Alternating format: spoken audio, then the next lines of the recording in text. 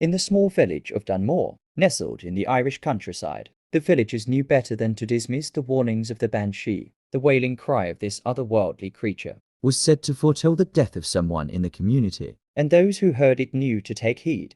One dark and stormy night, a group of travelers found themselves caught in the middle of a fierce downpour. They stumbled upon a cottage on the outskirts of Dunmore, hoping to find shelter from the relentless rain. As they knocked on the door, a sudden gust of wind howled through the trees, and they heard the unmistakable wail of the Banshee. The occupants of the cottage welcomed the travelers inside, but their faces were grim. They too had heard the Banshee's cry, and they knew that death was near. The travelers were uneasy, but they didn't want to believe in the Banshee's curse. As the night wore on, strange things began to happen. The fire in the hearth flickered and died, despite the best efforts of the cottage's inhabitants. The walls of the cottage began to shake, and the travelers could hear a faint wailing sound, growing louder with each passing moment. Suddenly, the door burst open, and a fierce gust of wind blew through the cottage. The Banshee materialized before them, her long white hair whipping around her face in the storm. Her eyes were red with rage, and her voice was like the screech of 1,000 cats. The travelers were frozen in terror,